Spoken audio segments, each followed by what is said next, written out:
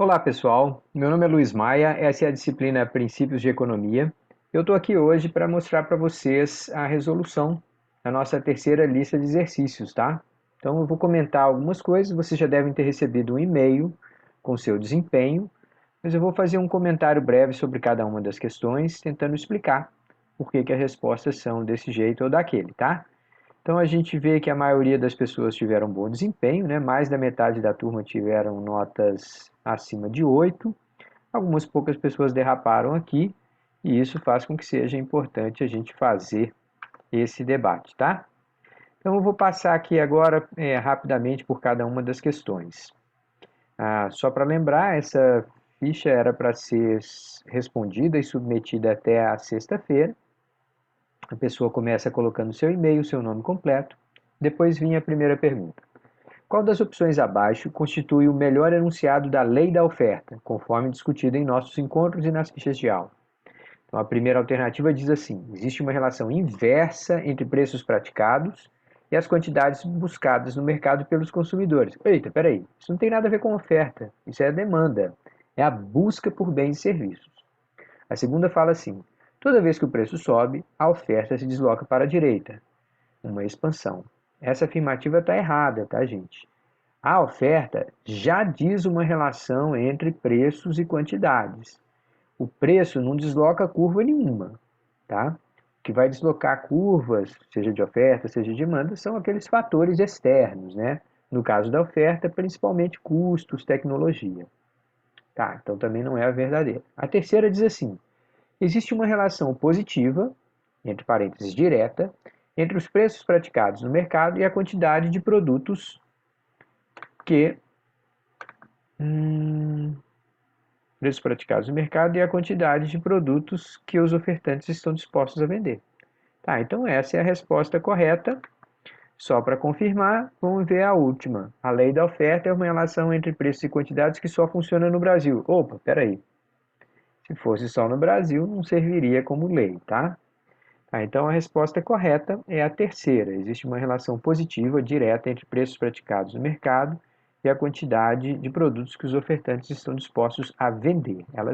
Essa lei descreve o comportamento dos ofertantes, tá? Vamos ver a segunda questão? Eu vou passar aqui para a parte das respostas, porque a gente vai vendo quantos acertaram em cada caso. Uhum. Respostas, só que eu não quero ver individuais, eu quero ver o resumo. Pronto. Tá, então vamos ver a segunda questão. Ela fala assim: sobre a oferta de bens e serviços, analise as afirmativas abaixo e identifique a que for falsa. Então a primeira vem lá dizendo assim: os preços são sinalizadores de lucro. Preços mais elevados podem significar margens de lucros maiores para os vendedores, que ficam estimulados a vender maiores quantidades. Essa frase é verdadeira, então não é a que a gente está procurando. A gente está procurando uma falsa. Na medida em que os custos de produção se elevam, a oferta se expande. Deslocamento para a direita no diagrama de... Opa, peraí. Custos mais altos, as pessoas vão oferecer mais? Não, na verdade aquilo fica mais difícil de oferecer. Então há um deslocamento para a esquerda, uma contração da oferta. Essa é uma afirmativa falsa e era o que a gente estava procurando, tá? 80% dos colegas acharam ela. Acharam-na.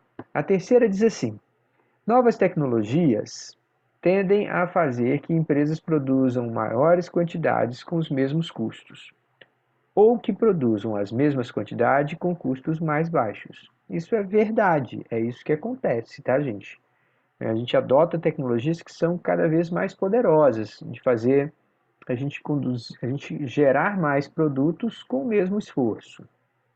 Então, essa não é a que a gente estava procurando. E a terceira, a última fala: com a pandemia, uma parte significativa dos restaurantes estão fechando, indo à falência. Com isso, a oferta de refeições fora de casa em uma cidade como Recife tende a cair, deslocando a curva de oferta para a esquerda. O número de pessoas que estão operando, né, número de restaurantes que estão operando, vão fazer parte dessa oferta de refeições fora de casa. Então, se tem muita gente fechando as portas, a curva tenderia a se deslocar para a esquerda. Essa é uma afirmativa verdadeira, portanto, não é a que a gente estava procurando. Vamos para a questão 3. Todos os fatos abaixo tenderão a elevar o preço de equilíbrio dos imóveis residenciais em uma determinada região, exceto... Gente, olha só, esse tipo de questão é bom a gente fazer o diagrama aqui e aí analisar cada um dos fatos e ver se eles deslocam alguma curva, qual curva seria deslocada, para a direita ou para a esquerda e tal. Então a gente coloca aqui um diagrama de demanda e oferta, a gente sempre coloca as quantidades no eixo horizontal, os preços no eixo vertical, a curva de oferta aqui ascendente assim, e a curva de demanda aqui descendente, afinal de contas é uma relação inversa entre preços e quantidades. Tá, então a primeira diz assim, lembrando que aqui a gente está vendo que todas essas tendem a elevar o preço dos imóveis, exceto, então a gente está procurando uma que não eleve o preço dos imóveis. A primeira diz, um aumento na renda das famílias. Opa, aumento da renda das famílias afeta primeiro o consumo ou a produção desse bem, a geração de novos imóveis? Primeiro vai afetar o consumo, né, os demandantes, as famílias. E essa mudança é positiva, então seria um deslocamento da curva de demanda para a direita. Tá, então a gente tem algo assim, né? Uma nova demanda deslocada para a direita. O preço de equilíbrio que antes estava aqui tende a ir para cá. Então essa não é a resposta certa, porque ela sim eleva o preço de equilíbrio dos imóveis. A segunda, o aumento nos preços dos aluguéis residenciais, sendo esses um bem substituto. Ora, mais uma vez, se o aluguel ficou mais caro, mais pessoas vão querer comprar os imóveis residenciais. Então vai haver também um deslocamento da curva de demanda para a direita desse mesmo jeito aqui. Se o preço da alternativa ficou mais cara, mais e mais pessoas vão escolher essa alternativa, essa opção, em vez da outra. Tá certo? A terceira diz, uma queda no número de construtoras de imóveis residenciais. Opa, isso tende a afetar alguma coisa aqui, mas ela tende a mudar não a demanda nesse caso, né? Queda do número de construtoras, isso vai afetar o lado da oferta primeiro. Essa mudança é negativa ou é positiva? Ela é negativa. Então, o que a gente tende a ver nesse caso é algo assim, ó, um encolhimento, uma contração na curva de oferta. Mas observe que, como a gente está falando da curva de oferta agora, a curva de oferta deslocando para a esquerda, ela também tende a fazer aqui um aumento de preço. Ó. O novo ponto de equilíbrio vai estar mais alto. Mesmo número de pessoas procurando, querendo comprar, houve uma redução no número de ofertantes. Então, o deslocamento da curva de oferta para a esquerda, isso também tende a elevar o preço de equilíbrio desses imóveis num determinado mercado, tá? E a última fala, uma queda nos preços dos materiais de construção. Opa, material de construção vai afetar primeiro a curva de demanda ou a curva de oferta? Primeiro deve afetar a curva de oferta. Essa mudança é positiva ou negativa? Não, essa mudança é positiva. Então, na hora que a gente desenhar aqui oferta e demanda, a gente vai ver, nesse caso, uma expansão da curva de oferta. Por quê, gente? Porque com o material de construção mais barato, ficou mais fácil produzir imóveis residenciais. Então, maior facilidade na produção está associada a um deslocamento para a direita na curva de oferta. E nesse caso aqui, é uma boa notícia para o consumidor também, porque olha aqui, ó, o novo preço de equilíbrio vai estar mais baixo. Olha aqui, ó, esse eixo aqui, a gente poderia colocar aqui, ó, P0, registrando o preço de equilíbrio antes da mudança, e a gente pode colocar aqui P1, registrando o novo preço de equilíbrio. Então, houve um aumento na curva de oferta gerada por uma maior facilidade de produzir esses bens e serviços. Então, a oferta deslocou para a direita, fez com que os imóveis ficassem relativamente mais baratos nesse mercado, tá certo? Essa é a questão 3. Vamos para a questão 4. Empresas que dependem do cobre como insumo para a produção de equipamentos eletroeletrônicos esperam um expressivo aumento do preço de cobre no próximo trimestre. Tudo mais constante, ceteris paribus, isso causará um aumento ou uma queda na demanda por cobre hoje, resultando em um aumento ou uma queda no preço do equilíbrio do cobre hoje. Gente, aqui entra aquela historinha da profecia autorrealizável. Se todo mundo acredita que o preço do cobre vai subir daqui a alguns meses, todo mundo tenta se antecipar a esse aumento. Todo mundo, pelo menos que compra o cobre, né? Tenta se antecipar a esse aumento, tá? Então, as expectativas na economia, elas têm efeito real. As pessoas acreditarem que uma coisa vai acontecer, elas acabam fazendo que aquilo realmente aconteça, tá? Então, aqui a gente teria um preço de equilíbrio inicial. Na hora que as pessoas acreditam que esse preço vai ser maior num futuro próximo, elas falam, eu vou tentar comprar rápido, antes de subir. Então a gente tenderia a ter uma curva de demanda deslocada para a direita. E com isso a gente teria o impacto desse aumento já imediatamente. Então, se todo mundo acreditar que o preço de alguma coisa vai subir, todo mundo tenta comprar agora para se antecipar, evitar pagar mais caro no futuro, e com isso o preço de fato sobe. Então, gente, olha o que a gente está vendo aqui. Boato é uma coisa perigosa na economia. Soltar um boato sobre uma empresa, dizer que ela está para quebrar, todo mundo para de fazer negócio com ela, com medo de levar calote. Então, a expectativa tem efeitos reais na economia, tá? Mas nesse caso, há um aumento na demanda por cobre hoje e que acaba gerando um aumento no preço já hoje, tá? Então, a resposta aqui, como 72% de vocês identificaram, é aumento e aumento. Tá certo? Então, vamos para a questão 5 agora, certo? Questão 5 fala assim: qual dos impactos abaixo é mais provável de ocorrer se houver ao mesmo tempo uma expansão na oferta e uma contração na demanda por aparelhos LCD?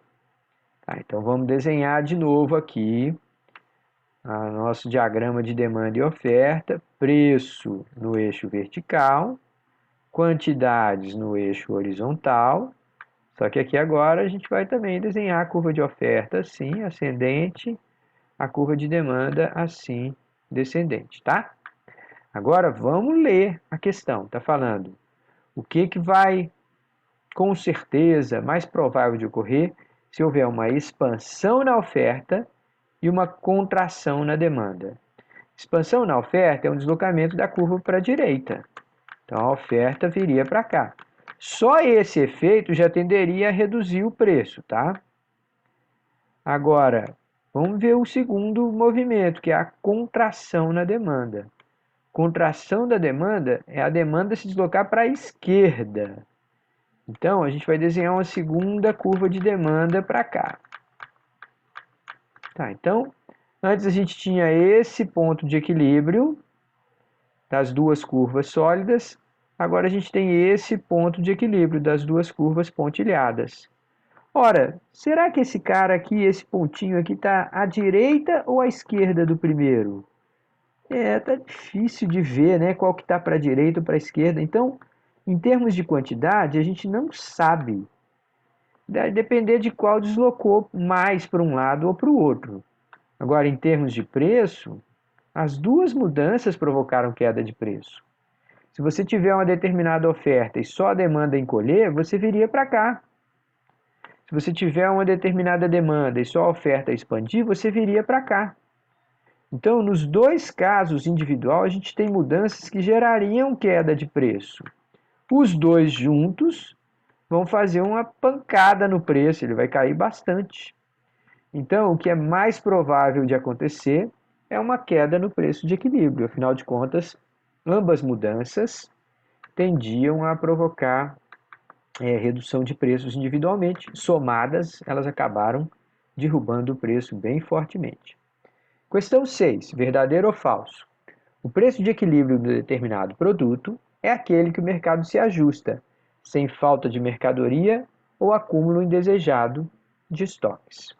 Verdadeiro, tá, gente? O preço de equilíbrio é aquele que tende a equilibrar, né? Tornar mais ou menos estável. A quantidade de bens que foram buscados era mais ou menos, se não até exatamente a mesma daquilo que estava disponível a vender. Nada sobra, nada falta, ok? Tá? Então, 96% de vocês acertaram essa questão. Questão 7. Sempre que a oferta de um produto se contrai, deslocamento para a esquerda, a demanda se expande, deslocamento para a direita. Não tem nenhuma razão para isso acontecer, gente. Olha só. Quando a oferta, vamos desenhar aqui, preço, quantidade, oferta e demanda. Então, vamos desenhar aqui a demanda. Pronto. Aqui está dizendo assim, sempre que a curva de oferta se contrai, então vamos fazer contração aqui, é um deslocamento para a esquerda, né? Uma redução geral aqui nas condições. O que causa uma contração na curva de oferta? Geralmente é alta de custos, tá, gente? Geralmente é o que acontece quando você tem insumos mais caros. Pode ser o salário mínimo que aumentou, aí fica mais difícil para a empresa pagar todos os seus funcionários. Pode ser a conta de luz que aumentou. Pode ser um determinado insumo, um metal ou um material que ela precisa para produzir os seus bens, que ficou mais caro. Tá? Com custos mais altos, a gente tem um deslocamento da curva de oferta para a esquerda. Tá? Aqui está dizendo que quando isso acontece, a demanda se desloca para a direita. Opa, peraí. Não, demanda é outra coisa. A demanda é o comportamento do consumidor. O que pode deslocar a curva de demanda para a esquerda são outros assuntos, sei lá, aumentou a renda, sei lá, um produto substituto ficou mais caro, as pessoas resolveram comprar esse, outras coisas, tá? Não tem a ver com os custos de produção. Então, uma coisa não puxa a outra nesse caso, daí essa afirmativa ser falsa, ok? Muito bem. Então vamos para a questão 8. Verdadeiro ou falso? E aqui, só para lembrar, eu tratei as duas como verdadeiras, tá? Todo mundo ganhou ponto nessa questão. Quando o diagrama de demanda e oferta registra o comportamento de ofertantes e compradores nacionais, se o país for exportador daquele bem, o preço de equilíbrio internacional tende a ser acima daquele que vigoraria com a proibição das exportações. Então essa história parece muito rocambolesca, a gente não sabe o que está acontecendo aqui. Por quê? Porque a gente saltou esse trechinho lá na nossa ficha de aula, tá? Então, eu vou explicar aqui bem rapidamente, mas depois, no próximo vídeo que eu vou gravar para vocês, da aula dessa semana, aula gravada dessa semana, eu vou mostrar passo a passo por que isso acontece, tá, gente? Então, vamos lá. A gente coloca aqui um diagrama de demanda e oferta, preço e quantidade. E aí, o que acontece? Existem alguns produtos que o Brasil é exportador, ou seja, uma boa parte dos bens e serviços que ele gera, ele manda lá para o exterior. Existem certos produtos que o Brasil é importador. Tá, mas o que acontece? Como que a gente registra essa história toda num diagrama de demanda e oferta? Então vamos pegar o caso da soja, tá? Que é um produto que o Brasil é exportador. Então eu vou chamar aqui a oferta nacional, ou seja, a quantidade de soja que é produzido no Brasil. E a demanda, eu vou colocar também aqui a demanda nacional, a quantidade de soja que é comprada pelos brasileiros. Como a gente sabe que o Brasil é exportador, a gente sabe que, na verdade, o Brasil produz muito bem a soja. Ele produz a custos baixos, de modo que é difícil para um concorrente internacional brigar contra o Brasil nesse mercado. Então, o que acontece é que a gente produz muito mais do que o que fica aqui conosco. Tá, mas vamos lá. Para o Brasil ser exportador num produto, vocês acham que o preço que o Brasil consegue produzir e praticar nesse produto é mais baixo ou é mais alto do que aquele que vigora lá fora, lá no exterior? Bom, se o Brasil é exportador, é bem provável que ele produza esse produto barato, né? Tá, então, se de uma hora para outra o Brasil fosse proibido de vender sua soja no exterior, né, na verdade metade da soja que a gente produz vai para o exterior. Imagine que passasse um presidente doido aí e falasse assim, proibido mandar soja para o exterior. Toda a soja agora vai ter que ficar no Brasil. Bom, aquele monte de soja que a gente manda para o exterior ia ficar por aqui. ficando por aqui, ia sobrar, né? Porque a gente não compra tanto essa soja internamente, normalmente. Então a tendência era que o preço caísse, né? Tá, então, se fosse proibido exportar, é bem provável que a soja ficaria mais barata lá no exterior, mais barata aqui no Brasil. Sendo assim, é natural a gente pensar que o preço que vigora lá fora é mais caro do que esse que vigoraria aqui, se fosse proibido mandar para o exterior, né? Então a gente vai colocar aqui um preço internacional, eu vou marcar ele como PI, preço internacional, que é mais alto do que o encontro dessas duas curvinhas aqui, ó. Essas duas curvinhas marcaria o caso em que é proibido mandar para o exterior, ou seja, toda a oferta nacional é comprada só pelos compradores nacionais. Esse seria o preço que figuraria aqui. Como o Brasil é exportador desse produto, é porque o preço lá fora é mais alto do que o que a gente consegue produzir.